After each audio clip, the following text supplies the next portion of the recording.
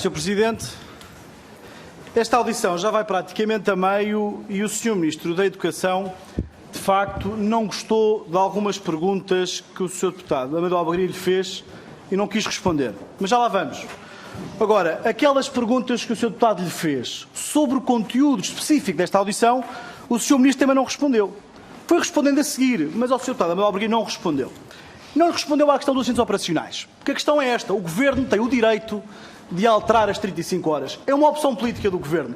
Agora, o Governo tem que precaver os impactos que isso tem nos assistentes operacionais. E o que é facto é que a escola da filha da Sra. Deputada do CDS já tem assistentes, mas há muitas que não têm. E a nossa fonte não é o jornal disso, Sr. Ministro. É que se o jornal não é importante para o Sr. Ministro nos responder, foi suficiente para ir à SIC responder. Foi suficiente para falar aos jornais todos. Mas aqui, que deve dar esclarecimentos, não dá. Sabe, porque há muitas escolas ainda com falta de assistentes. Há bibliotecas fechadas. E a nossa fonte, sabe quem são? São os diretores das escolas. São os pais dos alunos, são os professores do Algarve a Lisboa, ao Porto a Viseu. Há escolas que não têm centros operacionais. E isto só acontece agora porque foi agravado por uma decisão que o Sr. Ministro tomou e o seu Governo e não precaveu. E não foi por falta de aviso.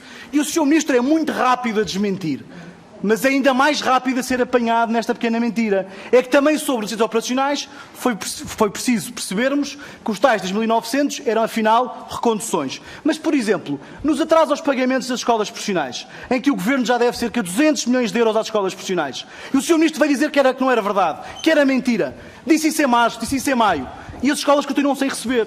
E o Sr. Ministro, diga-me que o último pagamento que foi feito foi em dezembro do ano passado. O Sr. Ministro, diga aqui a verdade. É isto que prejudicou a abertura do ano letivo. E o Sr. Ministro, eu vou-lhe perguntar, aquilo que aconteceu, mais uma vez, com o arranque deste ano letivo, é que o Sr. Ministro conseguiu o feito de colocar todos os membros do Governo a visitar as escolas. Mas depois não vi lá nenhum, nem o Sr. Ministro, a ir ver as escolas que têm problemas. Porque os pais se queixam dos problemas. Não, a seguir, foram todos no primeiro dia. Mas passado 15 dias, passado um mês, quando os problemas começaram a surgir, já não estava lá nenhum membro do Governo. E eu pergunto, o reforço dos professores para aumentar o sucesso escolar, que foi prometido às escolas. Ó Sr. Ministro, quantos professores já foram colocados nessas escolas? Quantos é que já foram garantidos aos diretores? Pelas tutorias? Quantos é que foram?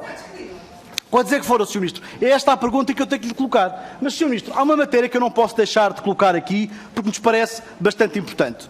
O Sr. Ministro foi à SIC falar sobre o caso do seu gabinete. O Sr. Ministro veio aqui hoje, só fala do passado, já falou do Ministro da Saúde, já falou de Nuno Crato. Olha, deixe-me dizer-lhe, em matéria de lidar com licenciaturas ou falta delas, o Ministro Nuno Crato dá-lhe 10-0, Sr. Ministro. Em termos de transparência, dá-lhe 10-0. E eu espero que o Sr. Ministro, pois é que o Sr. Ministro Nuno Crato mandou investigar o que tinha, e este Sr. Ministro foi conivente com aquilo que tinha no seu gabinete. Muito obrigado. Ministro, esta é que é a grande verdade.